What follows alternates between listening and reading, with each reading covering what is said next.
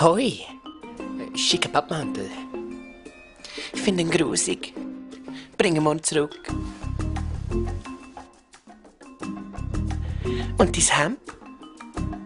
Holzfäller Spätherbstkollektion? Nein, Ausverkauf im Vögele. Gut, Vögele, das will ich jetzt dann auch.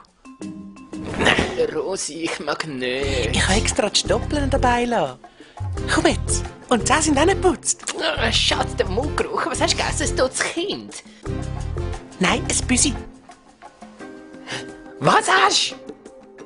Du weißt genau, dass Tierschützen in meiner Familie Tradition hat. Fang an brüllen.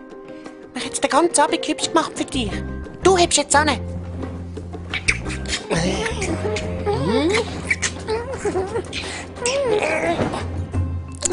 Honigknusperli. Weißt du was? Ich habe da so etwas gelesen in einem Buch. Juhu!